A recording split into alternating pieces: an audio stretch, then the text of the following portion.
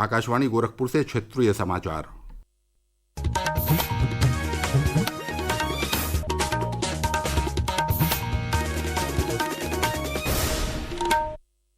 नमस्कार, समाचार बुलेटिन के साथ है मैं प्रमोद कुमार सिंह। ऑपरेशन सिंदूर की सफलता के बाद पाकिस्तान प्रायोजित आतंकवाद को वैश्विक मंचों पर बेनकाब करने के लिए केंद्र सरकार 7 बहुदलीय प्रतिनिधिमंडल विभिन्न देशों में भेजेगी। भारत का दृष्टिकोण प्रस्तुत करने के उद्देश्य से इन प्रतिनिधिमंडलों में कई दलों के सांसद शामिल रहेंगे। इस बीच संसदीय कार्य मंत्री किरण रिजिजू ने कहा है कि 7 सर्वदलीय प्रतिनिधिमंडल जल्द ही 32 देशों के साथ बातचीत करेंगे। एक सोशल मीडिया पोस्ट में श्री रिजिजू ने इस संयुक्त मोर्चे का प्रतिनिधित्व करने वाले सांसदों और प्रतिनिधिमंडलों की सूची साझा की है।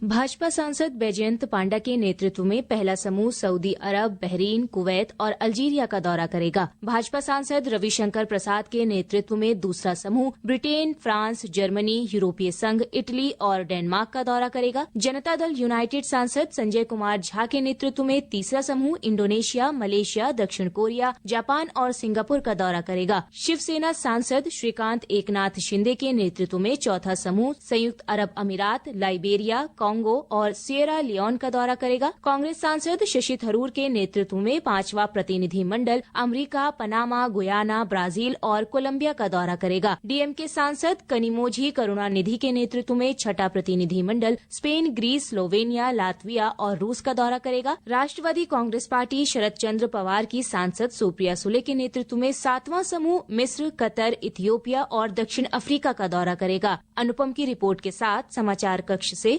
फिरोजी।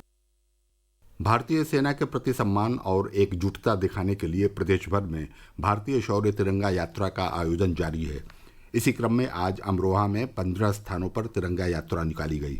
यात्रा में शामिल लोगों ने कहा कि ऑपरेशन सिंदूर के माध्यम से भारतीय सेना ने एक बार फिर दुश्मन को घर में घुस कर मारा है।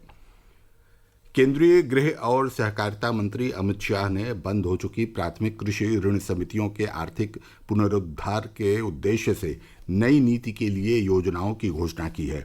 गुजरात के अहमदाबाद में आयोजित एक सहकारी सम्मेलन को संबोधित करते हुए श्री शाह ने इन समितियों को पुनर्जीवित करके देश में सहकारी बुनियादी ढांचे को मजबूत करने के लिए सरकार की प्रतिबद्धता पर जोर दिया।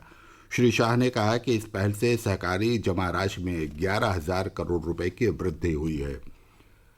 प्रधानमंत्री नरेंद्र मोदी 22 मई को राजस्थान में बीकानेर के देशनोक से 103 अमृत भारत रेलवे स्टेशनों का शुभारंभ करेंगे। इन स्टेशनों में प्रदेश के सिद्धार्थनगर, बलरामपुर, स्वामीनारायण छपिया और मैलानी जंक्शन स्टेशन भी शामिल हैं। अमृत भारत स्टेशन योजना के अंतर्गत स्टेशनों को आधुनिक सुविधाओं के साथ पुनर्विकसित किया गया है। इन स्टेशनों को सिटी सेंटर की तर्ज पर पुनर्विकसित किया गया है, जो क्षेत्रीय संस्कृति और विरासत को दर्शाते हैं। गोरखपुर सिविल एयरपोर्ट पर भारतीय विमानपत्तन प्राधिकरण के सहयोग से प्राथमिक चिकित्सा केंद्र स्थापित किया गया है।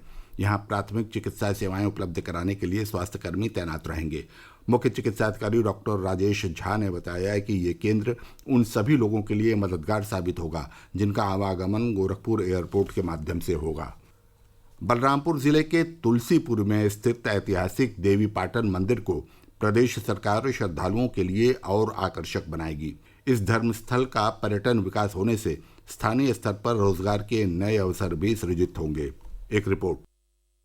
प्रदेश सरकार ऐतिहासिक देवीपाटन मंदिर को धार्मिक पर्यटन का नया केंद्र बनाने जा रही है। इस परियोजना के अंतर्गत मल्टीमीडिया लेजर शो के जरिए मां पाटेश्वरी की कथाओं और क्षेत्र की सांस्कृतिक विरासत को जीवंत किया जाएगा, जबकि पानी की स्क्रीन पर 15 से 20 मिनट का वीडियो मंदिर के इतिहास को दर्शाएगा। इस परियोजना के शुरू होने से स्थानीय स्तर पर अर्थव्यवस्था को भी मजबूती मिलेगी। आकाशवाणी समाचार कक्ष से मैं रितेश।